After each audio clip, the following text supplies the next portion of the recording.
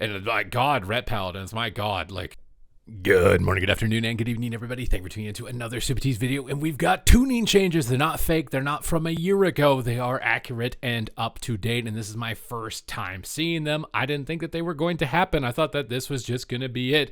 9.2.5, feeling kind of hollow, not with any sort of significant change, but it looks like there is going to be. And if you want to make sure that you're staying up to date with changes like this, smash that subscribe button. Your support is greatly appreciated. So the first paragraph, we continue to closely monitor data on class performance as well as player feedback. We've developed the following adjustments to classes that are over and underperforming in group content and PvP. These changes will go into effect with scheduled weekly maintenance in each region. For Blood Death Knight, Bone Shield is now granting you armor based on 80% of your strength, up from 70. For Frost Death Knight, all damage will be buffed by 4%, but not in PvP combat. For Unholy Death Knight, you will also be seeing a 4% damage increase, but not in PvP combat. I'm very curious to see what it is in the PvP changes specifically is going to be happening for something like Frost to not receive this. For Feral Druid, Rip damage is getting buffed by 10%. Rake damage, periodic damage is getting buffed by 5%. Primal Wrath damage is getting buffed by 10%. Feral Frenzy damage is getting buffed by 5%, but not in PvP combat. So obviously they're okay with Feral's damage where it is. Obviously in the PvP specific changes, we'll have to see if that continues to be the case, but they are buffing Lunar Inspiration damage by 10%, and this will continue into PvP. Rampant Ferocity damage by 25%, as that will continue into PvP. For Restoration Druid, Swiftmen's base mana cost is going down to 1.4% base mana from 1.6. Grove Guardian's mana cost is going down to 1% from 1.2, and Wild Growth's mana cost is going down to 3.8 from 4. Regrowth's base mana cost is going down to 2.8 from 3.2, and Efflorescence base mana cost is going to 3 down from 3.2. I'm very surprised to not see these offset in PvP. Because, I mean, this is like buffs to their mana, and Restoder did not need that in PvP. So the PvP-specific changes need to do a lot here to counteract some of this stuff. Survival Hunter is just seeing a 4% buff to its abilities and your Hunter's Pet's abilities. That will continue into PvP. For Paladin, Holy specifically, Shield of Righteous is getting a 30% damage increase, and Consecration is getting a 30% damage increase. Likely not going to have any implication in PvP with that going through. For Ret Paladins, this is going through, but the other stuff wasn't going through. I'm reacting to this almost the same way I did the changes I accidentally did from a year ago. Wake of Ashes damage increased by 20%. Truth Wake damage increased by 28%. Seething Flames damage increased by 28%. Blade of Justice damage increased by 20%. And Final Verdict damage increased by 10%. I am blown away that all of that is actually going through for Ret. That is insane buffs. Holy Priest, you're getting some love. Despite the people that constantly come in my comments telling me that they're okay. They're not okay. So let's see what they're going to do to you. Holy Word Sanctified's healing is getting buffed by 25%. Heal's healing is getting buffed by 25%. Flash heal is getting buffed by 15%. Holy Word Chastise damage is getting buffed by 30%. Smite's damage is getting buffed by 30%. And Shadow Word Pain damage is getting increased by 15%. Everything is getting buffed up. That's kind of the beef that it needed here. So I'm very happy to see that. Shadow Priest, you're getting a 10% Mind Blast increase, 10% Devouring Plague increase, a Shadowy Apparition increase of 20%, and Psychic Link now causes direct damage spells to inflict 30% of their damage on all other targets afflicted by Vampiric Touch, up from 25, and this will continue into PvP. So Shadow Priest buffs. We have to completely redo every single tier list. Obviously, you guys know that I like doing that anyways, but this is a lot of changes. For Resto Shaman, all healing is being increased by 5%, but not in PvP. Some of these are just kind of weird to me initially. Like 5% healing on Resto Shaman didn't seem that bad to buff compared to like 30% on all of Ret's abilities. Like, didn't seem that bad. Lava Burst, though, is getting a 20% buff. Flame Shock is getting a 20%, and Lightning Bolt is. The Flame Shock Lava Burst will definitely be felt. I love throwing out some Lava Burst on the Resto Shaman, so nice to see some healers gain some buffs here. And obviously, this isn't even just the PvP changes. This is changes to the game as a whole.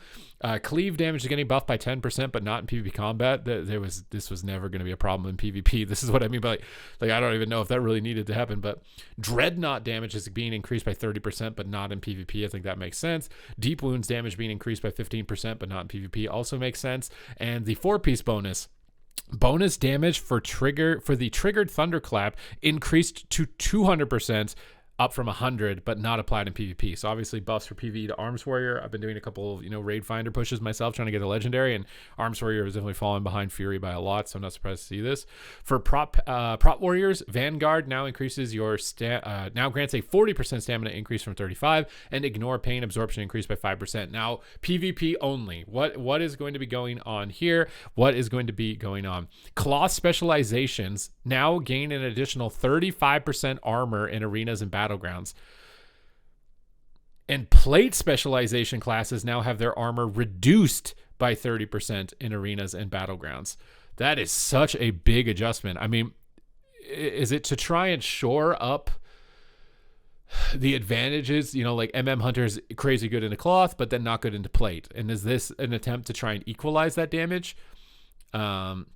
So you're not as great into clothies. Fury Warriors, Outlaw Rogues are in the same boat. I feel like this is a big buff to Outlaw Rogue, but you're going to be a little bit weaker into clothies, but a bit better into plate classes. So maybe the adjustment, I could see it working. I really want to see this one play out. That's such a big change, 30%, to where I would really need to see that play out. For the 2-piece bonus, Gladiator's Distinction 2-piece bonus is now going to increase stamina by 15% for damage dealers, and tank rolls up from 5. That's a 10% stamina increase for DPS.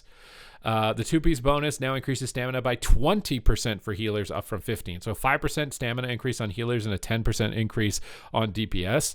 All fears and root effects in PvP may now take 100% more damage before canceling in PvP combat. So they're buffing the power of fear and roots. I don't know if making those crowd controls more annoying than they already are. I mean, fear compared to Cyclone is not really comparable, like in terms of power, but the root effects too. I need to see this play out. This is stuff that I was not really even expecting, to be honest, on these changes. Like we're gonna have to see how this armor change plays out on Tuesday, along with the stamina increase. Because to me, it seems like it would slow the game down.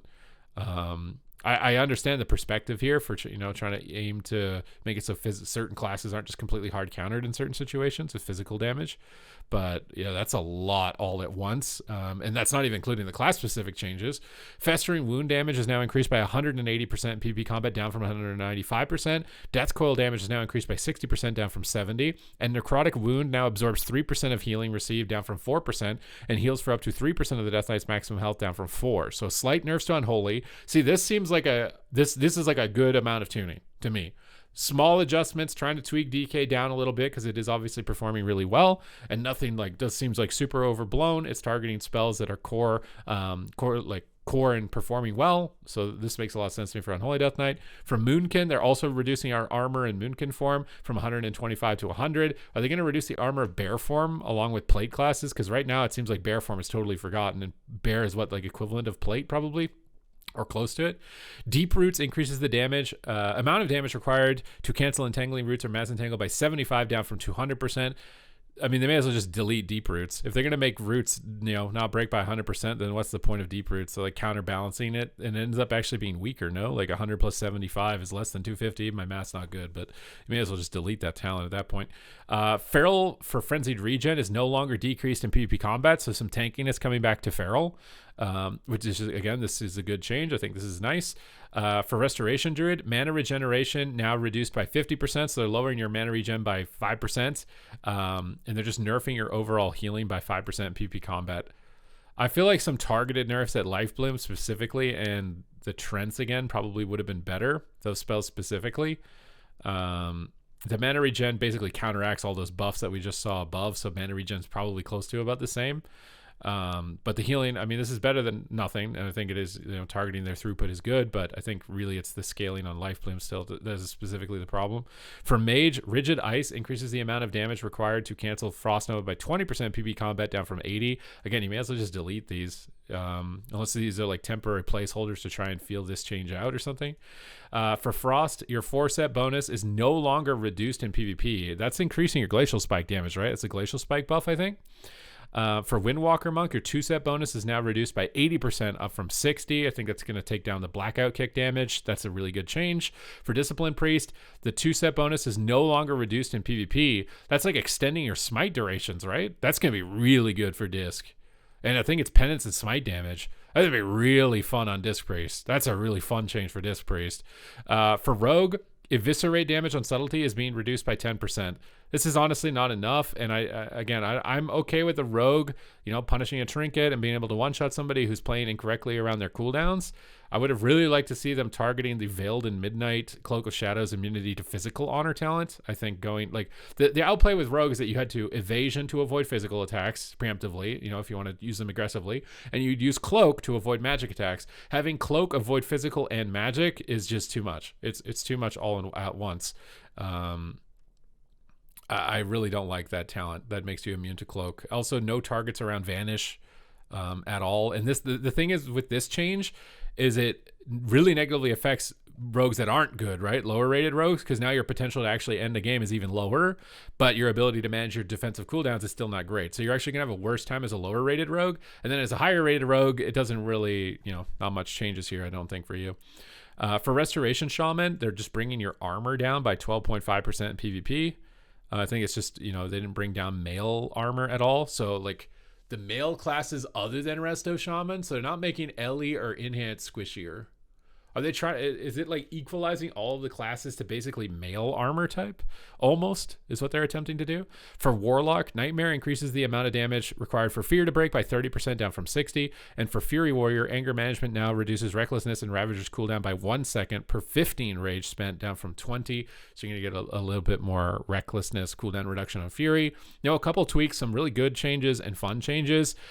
I'm kind of disappointed with the Rogue one specifically. I don't think this helps lower rated rogues get better at the game. Makes it probably worse for them. And at the higher end, with the main problem with Subtlety Rogue was its defense on Vanish, its cooldown on Vanish. So I'm not super impressed with the Rogue ones. Everything else, and then this armor one could be insane. That's why I don't want to jump to conclusions with this armor change, because maybe the game is actually just more fun if everybody is, a male armor type, which is what this would, I would think they're trying to get like 30% down and cloth armor coming 35% up and trying to get everybody the same armor type so that certain classes aren't completely countered depending on what armor types they have. Might actually be a decent way to change the pacing of the game so that classes feel more viable. It's not something that I even ever considered, so I really do want to see that one play out. And a lot of these changes are really good. I think they're targeting a lot of pain points. Just would have really liked to seen defense for Rogue as opposed to damage on Rogue specifically. So other than that, Ret Paladins, it looks like you're getting these buffs. I mean, these buffs to Shadow look really good. Holy Priest look really good. And my God, Ret Paladins, my God, Ret Paladins, my God. Okay, well, that's it for this update. I hope you guys enjoyed it. Again, smash the subscribe button if you like this type of content and want to support me. It is greatly appreciated, and we will see you in the next one.